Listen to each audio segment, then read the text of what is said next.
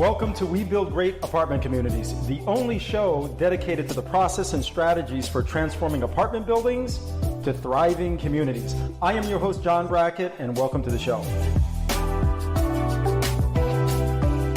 All right, folks, welcome to another great episode of We Build Great Apartment Communities, the only place where you come to learn how to take apartment buildings and turn them into amazing communities. So I have a great guest here. His name is James Evans, and I think this is going to be a really cool conversation because many of us have read the 4-Hour Work Week, but very few have actually implemented the 4-Hour Work Week. James Evans being one of them, and he has some pretty cool guitars in the background. So we're going to have a great conversation today. I am your host, John Brackett. James, welcome to the show, man. John, thanks for having me. Pumped to be here. Awesome, buddy. Awesome. Appreciate you being here. Hey, so, I'm really excited that you're on, right? Because oftentimes we have a lot of different listeners on this show. We have, several that are looking to get into this business that don't have a lot of experience, but are trying to find their way through. And so they tune into the show for insights. And then we have seasoned operators, right? That have been doing this for a very long time, have built out a portfolio and are looking to expand that. The other side of that too is experienced passive investors. And then of course we have those that are looking to get into this space as passive investors as well. So one of the things that I'm really excited to have you on the show, or one of the reasons why I'm excited to have you on, man, is you help bridge a gap, right? You bridge a gap between someone who recently started, okay, and has expanded, but you found a way to live out the 4-hour work week, man, while expanding your portfolio. So cool. it's been a fun ride. Okay, cool. So we're going to get into that, right? We're going to talk about so you can share some of your insights. I think some of the things that you did, man, are actually implementable for a lot of people. So we're going to talk through that a little bit. So James, let me introduce you to our audience. Okay, so James is out of Boston, and so you're out of Boston. You have your real estate business is called Gladstone Capital. So you built out a portfolio. He's built out a portfolio of roughly around 20 units in the Boston, southern New Hampshire area. And so we're going to talk a little bit about that. You've been involved in several joint venture projects with condo developments throughout that marketplace, and also limited partnerships in real estate as well in that particular marketplace. So, hey, this is going to be a really good conversation. James, welcome to the show, man. Thanks a bunch, John. Appreciate it. All right. So let's start off by you sharing your story, right? Because it's kind of neat that you have been able to position yourself to live out a 4-hour work week and build a real estate portfolio, right? So we're going to talk a little bit about that so that you can share some of the lessons learned, right? Some things that you have learned along the way and what you would do differently if you could start over again. All right. So share your story, man. Give us your story. Yeah, definitely. So to get started, I guess we could start with my first job out of college. This is back in 2010 or so, was in management consulting. So I was working with PricewaterhouseCoopers, big accounting firm. And I was on the road, every week. I was on an airplane Monday, coming back Thursday. And I had a ton of fun. It was a great way to start my career, working with really interesting people, getting to see a lot of the country and kind of work on challenging projects. But I was never home. Like I was living in DC, and I just realized I am never around here. I'm always living out of hotels and wherever my client is. And I kind of decided about a year into it that I would just crash on a friend's couch for a year and see how that went. So there was kind of 3 of us that were working together.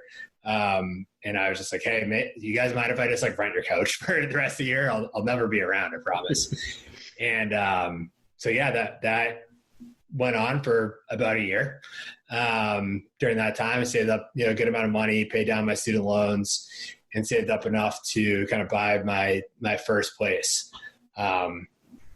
I didn't really know anything about real estate investing at this point. I knew it was a good idea to become a homeowner for the right price, but we were also coming off of 2008, 2009, and I was working on some foreclosure-related projects for work, so I definitely knew the downside, and I was very risk-averse in that perspective. So again, I was living in DC and looking to move back up to Boston. So I started looking around at different condos up in the Boston area. And the math I was doing in my head was I really like this low overhead lifestyle that I've become accustomed to and not having a ton of recurring monthly expenses. So I was looking for at least a 2-bedroom place so I could get a roommate and cheap enough where like the market rent for that room was going to cover, a good chunk of my recurring monthly payments. So kind of trying to recreate my couch living situation with a little more comfort. Classic, man. Yeah. So I found a condo. It works up until you get married. Exactly. Yeah. And I was, shockingly, I was single throughout all of this. So, I found a great place in a neighborhood called East Boston, kind of pre-emerging, we'll say. It's since kind of blown up and is a very kind of trendy spot in the Boston area. And it was a foreclosure. It was in REO, meaning the bank had already foreclosed on it and owned it. And, it was weird because it had just been renovated like a few years ago. So it was in, borderline perfect shape, was selling for like $70,000 less than the previous owner had paid for it, and was close to the airports, had a nice view, 2-bed, 2-bath, like very on 2 different levels. So it was a great setup to have a roommate in because we kind of had our own space. I pulled the trigger on that, put down my, 5% down, and, the rest is kind of history from there. So that's pretty much how things got started. And really started opening my eyes to the world of real estate investing intentionally and not just kind of backing into a good deal. Awesome, man. Awesome. So, hey, you said a couple things I want to qualify, right? So you worked for PricewaterhouseCoopers, is that right? Yep. Okay. Yep. Now, were you doing CPA work? Are you a CPA? I'm not. I was a consultant. Accounting? Yeah, I was a finance major, an English minor in school, which was crazy because English majors do that so they don't have to do math, and finance majors do that because they don't have to write. And I decided let's do both of them. Awesome. Smart. I think you just probably did something very similar. So let me get this straight. So you majored in finance. Where did you go to school? University of Maryland. University of Maryland. Okay. Yeah. So you majored in finance, right? Then you went on to PricewaterhouseCoopers. You worked as a consultant there for how many years? About 5 years. Okay, cool. Yeah. About 5 years. So really great exposure, I would think. Totally. Right? Yeah. You got some really good exposure to probably a lot of different types of businesses. Did you have a vertical that you worked within, or did you get exposed to a bunch of different industries? Yeah, I was mostly in commercial lending.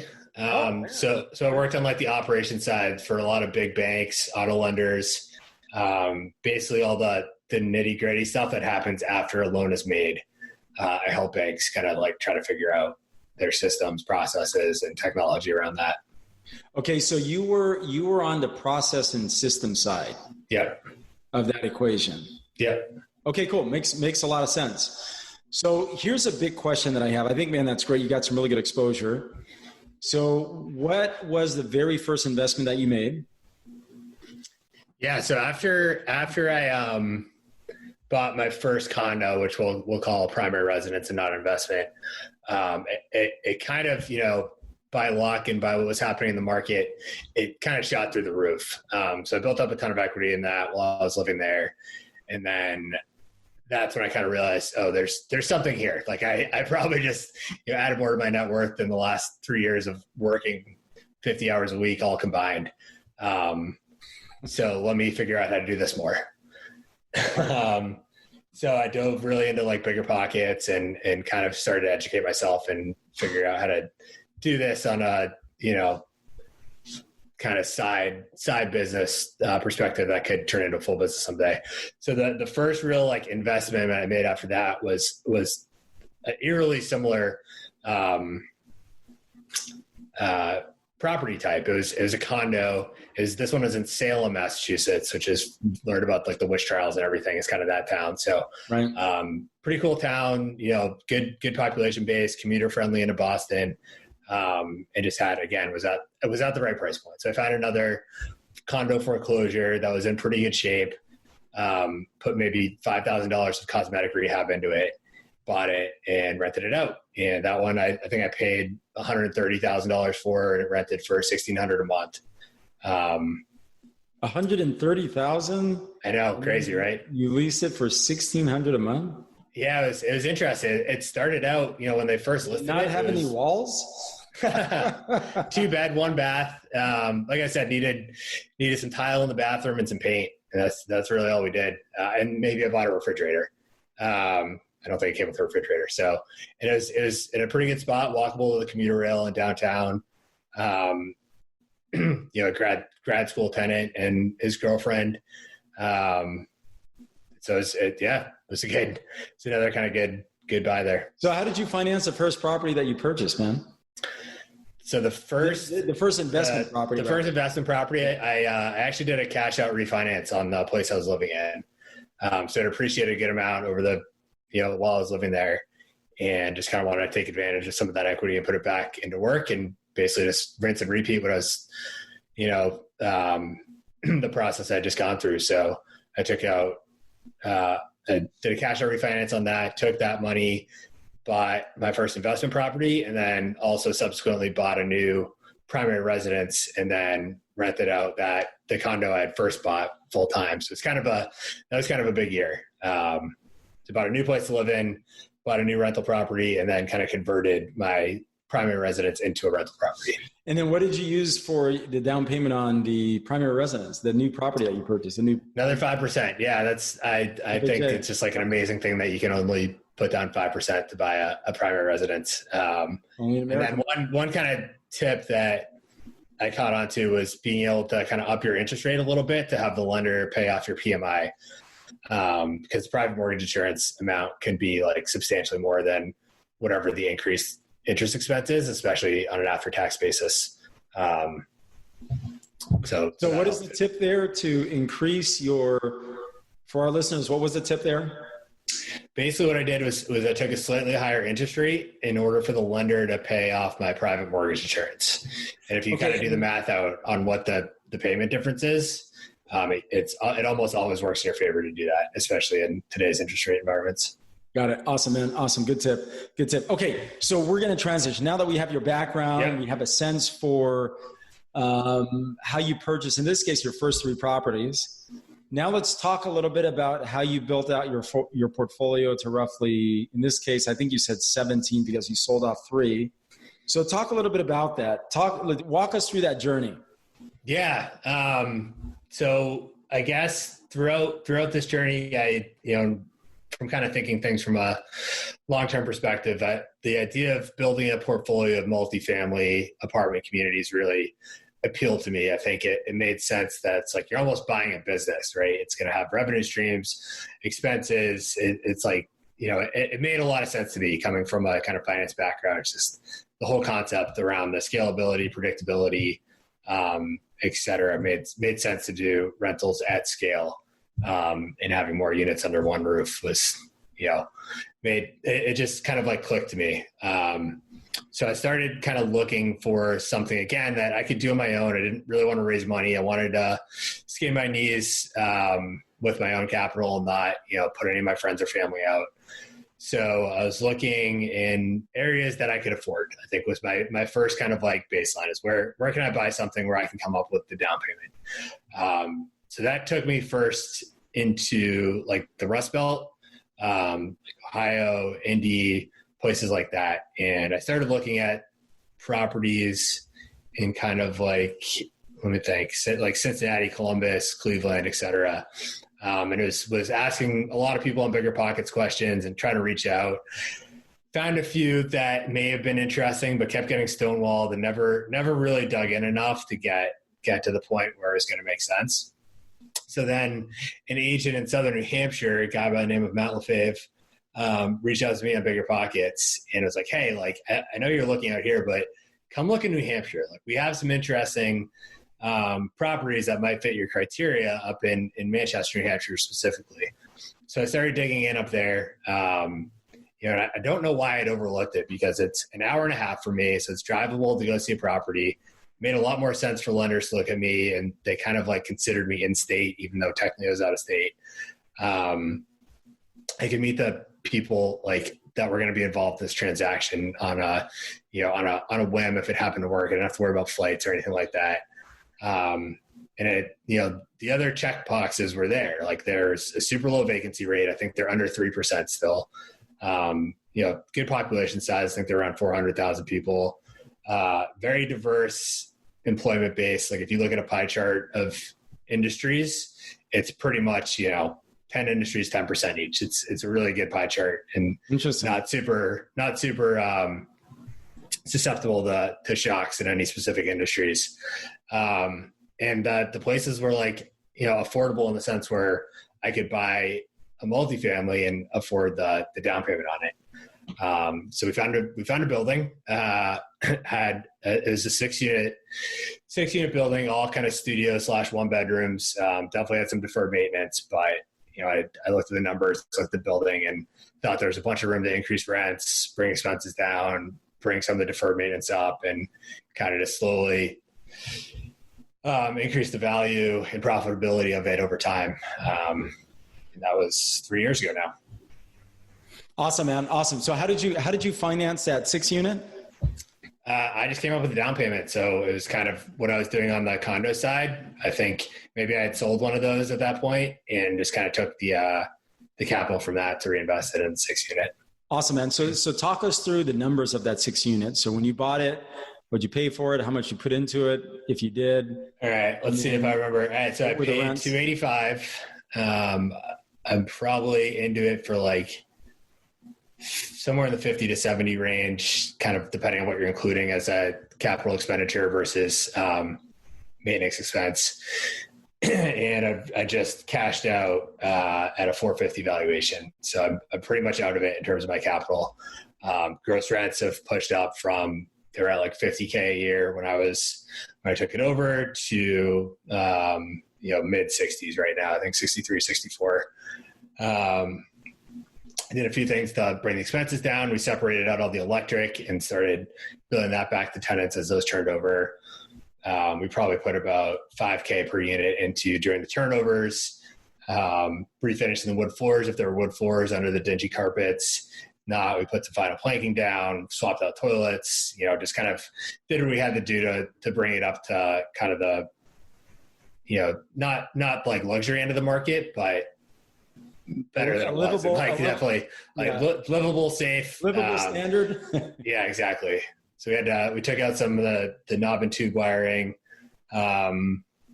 reinforced and fixed some of the decking up back, re-sided the whole building, new windows in some of the units. So it was like a decent chunk. But it's obviously more than paid for itself to do. And so how did you finance it? Did you use a local community bank? Local community bank to do that, or was it a conventional? No, it was a local bank, Franklin Savings Bank. The loan officer was introduced to me by my agent. A lot of the other loan officers I talked to weren't really entertaining first time multifamily deal owners. But he, liked my story, kind of understood where I was coming from. I put down probably more than I would have put down at other banks at this point. So I put down 30%, agreed to a prepayment penalty, had a pretty good rate. I think it was like in the fours, which at the time was a good rate. And yeah, the numbers work pretty well on it. Okay, cool, man. So, hey, I really appreciate your story, man. Right. I'm listening to you literally walk us through this experience with you, right. And take us down this journey. And so here's what's kind of cool, James, it's really neat, man, that you were able to leverage one condo into technically 2 additional purchases, right? So if you include the condo, really it's 3 purchases, maybe more. Yeah, I mean, it's pretty much all snowballed from that, I would say. Yeah, most of that was like kind of what happened on that first condo was kind of the seed investment, if you will, to kind of throw gas on that snowball. It's just to try to keep pushing downhill. Okay, so here's a really big question. Okay. Many people say that once you do your first deal, everything else is easier thereafter, right? So do you feel that those 3 deals gave you the confidence to take on additional properties? And it sounds like you accelerated that process after those 3, right? Yeah. In a sense, I think also what resonates maybe a little more to me, and I'm going to butcher the quote, is one of the Tour de France, like bicycle riders say, cycling never gets easier. You just ride faster. And I think that's applied to me in a sense, because I think, parts of it have been easier for sure, but I've also kind of challenged myself and pushed myself to do different things. And that's always opened up new challenges that I've been exposed to, or maybe things I was blissfully ignorant to during my first deals, I pay more attention to now. And then you start looking at deals where you want to raise capital for, that kind of opens up a whole new box of things you need to pay attention to and think through and be thoughtful about. So that's probably the more to my experiences. I maybe looking back at these, they were probably easier than they were back then. And I, know a lot more than I did during my first deal perspective, but I think I've always kind of taken one experience and try to level that up into something a little meatier, more challenging. Okay, cool. So I like that, man. I like that. So when you look back, what are your top 3 biggest takeaways? Wow. Top 3 biggest takeaways in terms of like doing my first one, or like all just in, or the greatest lessons that you learn during that period that, when you think about it, have made you the most profit? Yeah. Number one, just like it's really hard to make up for not buying at the right price. I think like it's very easy to get enamored with a place and become emotionally involved to it and kind of talk yourself into paying more than you want to pay for it. But it's there's not much you can do if you don't buy for the right price to make up for that. So I think number one is just like really make sure you're getting a good deal on the price, at least for me and for what I like to buy. And I think time horizon also kind of plays into that. So for me, buying at the right price was like paramount focus, and having a big margin for safety, I think, would be the other one. If I count on a $20,000 rehab budget, like what happens if that's 40? Like, am I screwed? Am I bankrupt? Am I selling my primary home in order to pay for that? Like what's kind of like your downside, and what's your margin for safety for protecting that and for protecting your profit? So I think like for me, someone doing 1, maybe 2 deals a year in terms of buying, I want to make sure those are really good, really high margin, and really high margin for error. And then the third thing maybe isn't as much as a profit, pure profit perspective, but I've really honed and looked through everything now, through what I call return on headache. And I think there's a lot of things I've tried and taken on and things I've worked at that I've now cut out, just because like, even if they were making decent money, it was a ton of headache to get there. So things like do my own flips and rehab projects, I just like don't really do that anymore because I hate it.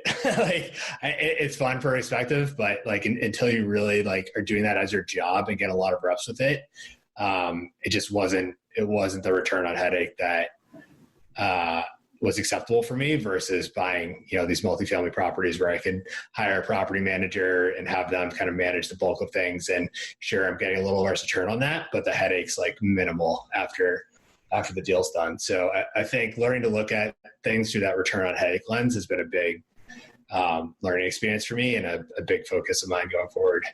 Yeah, I think that's smart, man. All right. So talk a little bit now then about, about this transition that you made, right? You got married. So I'm sure that changed your world a little bit, right? Just a little bit. Yeah. Just a little bit. Yeah. And then from there, you also made a lifestyle change, right? You were able to negotiate. I'm going to let you tell the story, but I'm going to frame it first for our audience. Okay. You were able to put yourself in a position where you were able to travel now for, I think, 5 or 6 months with your wife, travel the world. So talk a little bit about that, right? Talk about what you had to do to position yourself to make that a possibility, and then what did you do to ultimately make that a reality? Yeah. So cut me off if I start rambling here, because I'll try to be reasonably succinct. I'm gonna add one more thing to it. Summarize that in 2 minutes. All right. So the number one thing I did to make all that happen was like marry the right person. I think you can't kind of pick a partner to spend a lot of time with and do things like that if you pick the wrong person. So I think that was definitely, the first key to success there. And then kind of talking it through with her, she knew I was really into real estate and wanted to make it a bigger part of my professional life. So we talked about once we got married that, I would say goodbye to my W-2 job and take a shot at this, get on her benefits and have that all kind of taken care of. So I wanted to talk to my boss about that at work. Once we got married, it's like, hey, no harm, no foul. I've had this real estate kind of business going on the side, and I want to give it a shot full time. And he was really supportive and, offered back like, hey, would you be interested in staying on in a part-time role? So I looked into that a little bit more, and anything over 50%, I still qualify for all my benefits. And we had like really good healthcare and other benefits that definitely add up once you don't have those coming in from your job. So I got to keep kind of a prorated salary, got to keep my healthcare, and I ended up just calling it 60% and working 3 days a week at my W-2 job. And the rest of the time I had to work on real estate and a few other kind of projects I had going on, and just kind of enjoy life a little bit. So I took advantage of that, and really have been doing that up until COVID. In 2019, I kind of doubled down, and we had always wanted to go on a really long trip and just kind of go explore for a few months and take a mini retirement or mini secondment from work. So I had that same conversation. I went back to my boss and was like, hey, I would love to be able to come back, but this is what we're kind of planning. We've always wanted to travel for an extended period of time. So, I gave him probably 6 months notice on that, and we worked out like an unpaid leave of absence. So I knew my job was waiting for me when I came back at that 60% capacity, but I got to take 6 months off unpaid to go travel. And that was definitely a life-changing, life-altering, perspective-changing experience that I'm infinitely grateful and happy that we ended up doing. Beautiful, man. Beautiful. I really appreciate you sharing that. So 2 questions from that, right? Where did you go? Yeah. Where did you travel to? And then how did your portfolio play into your ability to be able to do that? Yeah, great question. We went to New Zealand, Australia, Vietnam, Japan, Indonesia, and like a day in Singapore on a layover. So we spent about a month in all those countries, give or take. And we really wanted to do it on a shoestring budget. So I guess the portfolio definitely played into it, but we didn't quite look at it that way. I think we just kind of set aside a chunk of money and said, here's what we're going to spend. But we spent a lot of time kind of volunteering at random places in exchange for food and places to sleep and stay. And we tried to do as much of that as possible. So we were wedding servers at like a crazy vineyard out in New Zealand. We taught on a high wire ropes course in Japan in a random mountainside village for 2 weeks. We were English teachers in Vietnam. So we had a lot of really interesting, unique experiences that got us to really see a different side of these countries and some of the culture that I don't know if we would have gotten otherwise. Yeah, that's awesome, man. I really think that's cool. I think traveling is awesome, right? Because you get entrenched into cultures, and I think you really can appreciate people more, and especially our differences. Yeah, you are just comfortable in cultures that are different than our own, right? Yeah, I think it really sure. It makes you a lot more well-rounded. Also, just appreciating people more. I think it just really, really helps. But yeah, I think what also what was surprising to me, reflecting back on it, was how much just having that time and space from your daily routines and work, especially doing it with, your partner, your spouse, to just kind of talk through all these kind of different things that come up. And like, we just spent so much time talking about things back home, like what actually makes us happy, like what moves the needle in terms of like, accomplishment, time, community, and things like that really make us fulfilled and happy back home. So I think a big portion of the travel, while it's great, the scuba dive, the barrier reef, and couch surf in Indonesia and all these kind of other crazy adventures we get to talk about now, was just that like time and space with one person where you're spending literally 24 hours a day with them for 6 months, which I know is now in COVID almost everyone's reality, but right. It was a lot of unique experiences like that, and a lot of time and space to just kind of talk through some of that stuff together and have like kind of really deep reflections on all that stuff. Beautiful, man. Beautiful.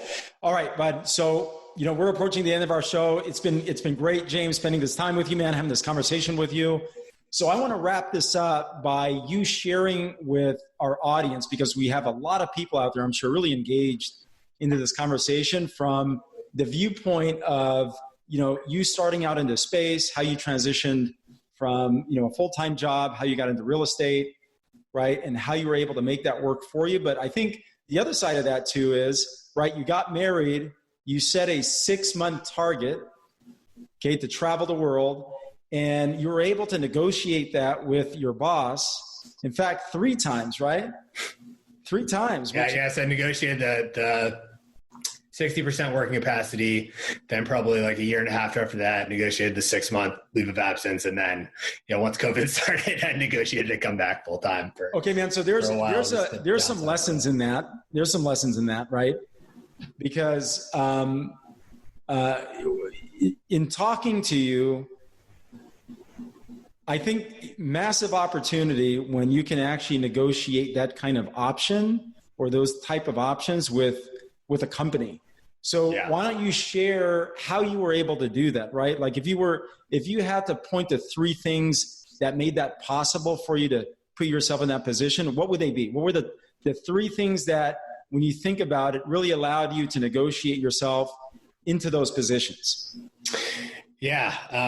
So I think kind of like the table stakes would be one. I'm lucky that I work for a really great company and have a really great boss. So I think there's definitely, an element of kind of luck and just being fortunate and privileged in that perspective. So just like laying that on the table that, everyone could follow the rest of my advice. And if you don't work for a company that's as flexible or don't have a boss that's as flexible, it's not really going to matter. But I guess from my perspective, I would say the biggest thing for me is just like doing a really good job at your job before you kind of go into any of that, and add a ton of value in the right places and have the right impact to make it so your like team wants you to stay around.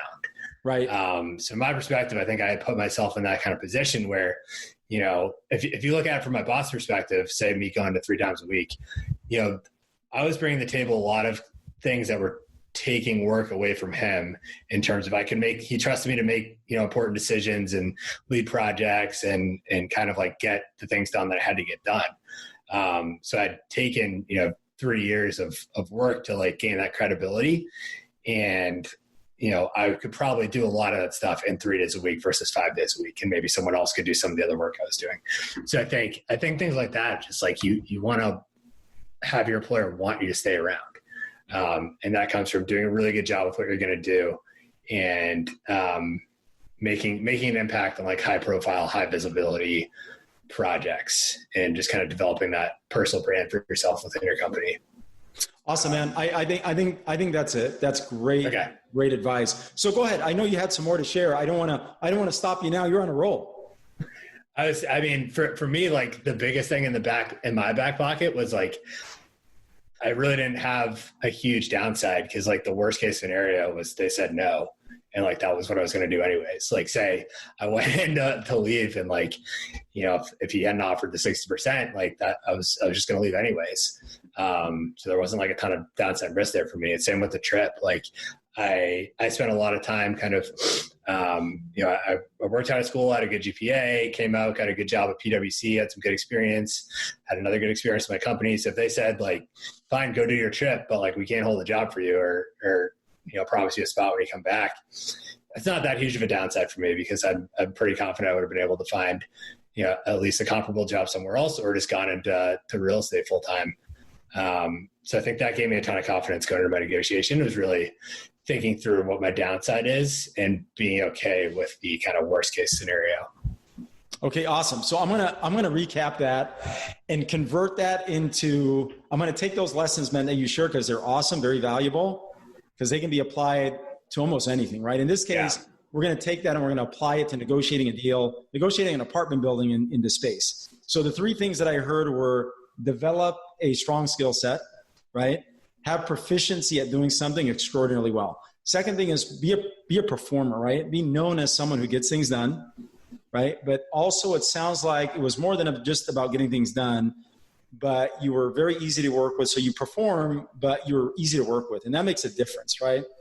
Especially when you're dealing with, in the real estate world, when we're negotiating a deal, you're dealing with multiple parties, right? Brokers, dealing with people in title. I mean, you're just dealing with a lot of different parties.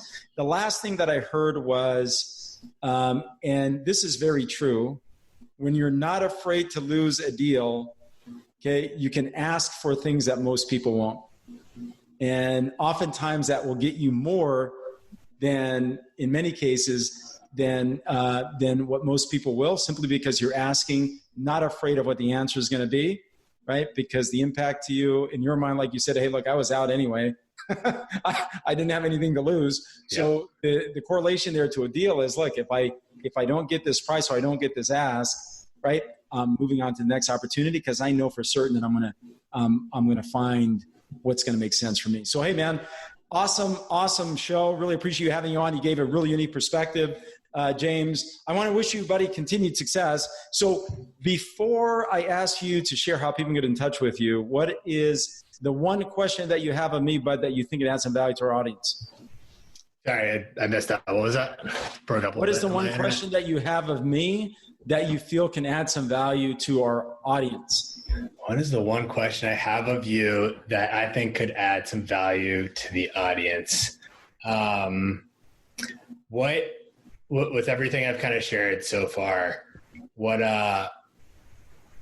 would you challenge, or what like personal belief do you hold differently that you would want to have like a public, call it debate about? Hey man, that's really great. Now I can see why you're able to negotiate, right? You're able to put yourself in those kind of positions, truly, because very few people will come on and do like a reverse ask, right? They'll say, hey, how can you critique me? Or what did you hear that, you're willing to challenge me on, right? And that's how you get better. I mean, that's how you accelerate your path to learning, is to doing that. So really interesting. I'm going to answer that, and I'm going to share this story first, right? So I just lost a deal that I shouldn't have lost. Okay. Great location, core asset, apartment building in a really good location. And I was trading up, doing a 1031 exchange, selling two properties that I have in San Diego, trading this up into a market that I really like, downtown in an area that I like a lot. Okay. And it was a pretty good asset. It was fairly well maintained. Several of the units were rehabbed. And of course, we're going to go in there and rehab the balance, which I think probably 60, 70% of those units, right? But the point there being, great location, core asset, something that I would keep for probably ever and pass on to my kids. Okay. Now I lost that deal, and I had an opportunity to win it. In fact, we're going back and forth, came to terms on price to win the deal. And so I agreed to the price. I just wasn't very clear with the broker that I agreed on the price. So here I am, man, I'm moving on to the next deal, right? Already coordinating my financing and working through some things to get financing ready. And apparently he sent me a text, and I missed the text, right? I missed the text. And he called me, and I was wondering, I go, man, this is taking a little bit long. He called me probably about 2 weeks, maybe a week and a half. It's on the 10th, called me 10 days later, and he said, hey, and I'm thinking, hey, we're getting ready to open escrow, right? We're going back and forth with an LOI. And he told me that they went with someone else. And I was shocked. They go, hey, well, why is that? Right? Help me understand, because I want to get better. I rarely lose these kind of opportunities, especially if we've already agreed on price. So the point there being, man, it came down to me assuming that I won the deal, right? When I look back on this, and I did look at my text string, and he did send me a text. I just missed it, right? I just missed it. He said, hey, are you telling me that you're agreeable to this price? I missed it. So in hindsight, the only thing I had to do was say yes, right? And I would be moving forward with this deal, good opportunity, like the property very much, right? Would have generated a great return, for us. Probably, not probably, in this case, the way that I was projecting this out and underwriting this, about a 19% return on cash once it was stabilized, right? No partners in on this deal. Okay, trading up, exchanging up from 2 other properties that I own in San Diego. So the big lesson there is never assume, always follow up and close. Okay? Always follow up and close. But the reason why I tell that story is, I reached out to the broker and said, hey man, I really need to learn from this experience because I really like this property. It was a great opportunity, I felt. And so he was a little bit shocked as well, right? Because when I told him that, I was agreeable to this, look at the email, it was just me not being clear. But the reason why I share that story is I know I will never make that mistake again. And I never thought I'd make a mistake like that, but I did, right? Something so simple became so costly, man. So costly. Okay, so let me correlate that to your question, okay? So your comment was, hey, John, what area can you challenge, or what area of my conversation can you challenge, or what stood out to you that you want to elaborate on? So the biggest thing, man, really is your question, right?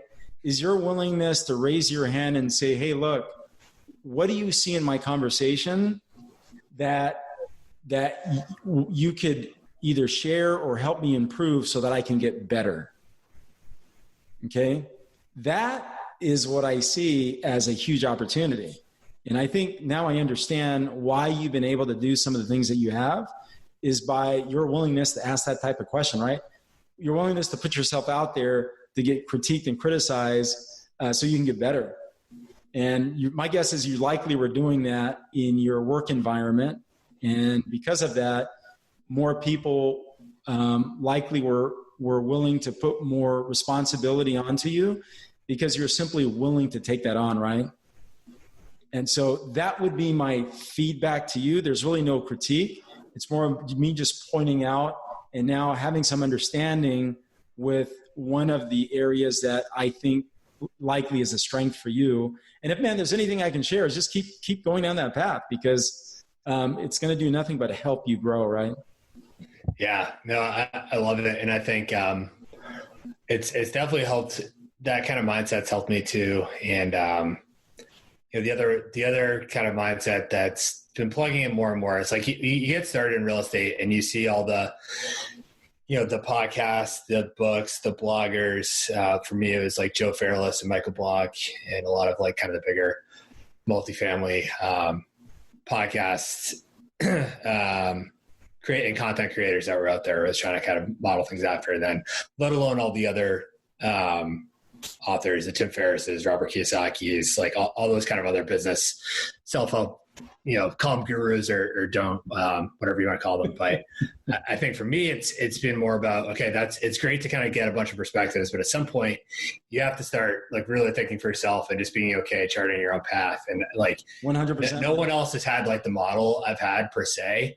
I've probably like lifted and shifted things from someone else, but it's pretty easy to start getting discouraged if you're not, doing X at age whatever, or like someone's kind of beating you out there in your mind. But I think, if you kind of look at things intentionally and just say like, okay, here's what I want in my life. Here are my values. Here are my priorities. And then just keep working to align your actual activities with that. If you say you want to like work less and live more or do things, like you have to actually at some point do that. And there are always going to be trade-offs to that. Like when I went down to 3 days a week, like, there were a lot of people like that. That was kind of a weird thing. I think I was probably the only like non-new mom in their like 30s to go on a part-time role like that. So it's like every happy hour I went to, someone would ask like, oh, like, can you only have 60% of that beer? Or just like, all those other kind of things you'd hear in rooms or whatever. But it's like, yeah, it is funny. It's fine. But like, they're definitely like, trade-offs to everything that you do. And you just have to like, I think, see them through and be okay with it. Awesome, man. I really appreciate that. The one thing that I did do is I have this philosophy, right? Like anytime I can learn from something, or in this case with that property, I lost the deal due to a very negligent and a very stupid mistake, right? An oversight. Okay. I did the exact same thing in like April, just for the record, just like lost the deal on a communication error. Yeah, on a communication error, right? I've never done that before, but it happened in this case. So, I reached out and I said, hey, what could I have changed differently? How could I have done this better? And I did that, man. To your point, you got to anchor this stuff in yourself, right? You got to anchor it in yourself. Otherwise, you don't learn and you don't use it forward. And so I can tell you're pretty good at that. You're good at finding ways to anchor things in yourself, right? So that you actually take action forward around those learning experiences. And that's really valuable. People do that in different ways. For me, I've just learned in that moment, just reach out and make it real, make it known so that you don't forget. So awesome question, man. Really appreciate you having you on. James, you've been a great guest. You've shared some Thank you very much.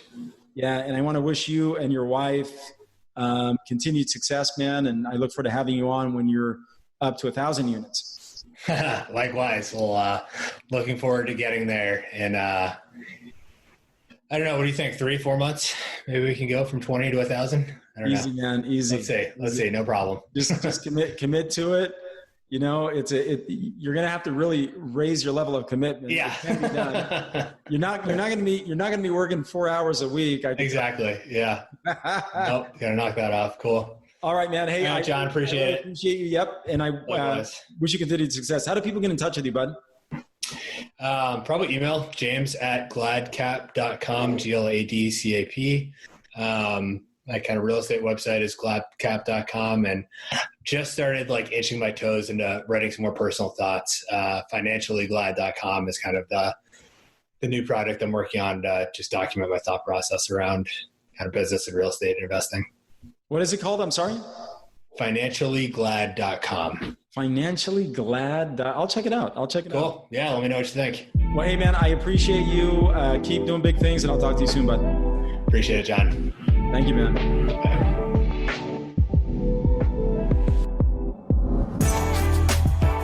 Clarity of purpose creates our greatest competitive advantage. When we transform apartment buildings to thriving communities, we improve how people live and create assets with high profit margins. Don't forget to subscribe, like, and share this up with a friend. I'm John Brackett, bringing you things you can implement right away.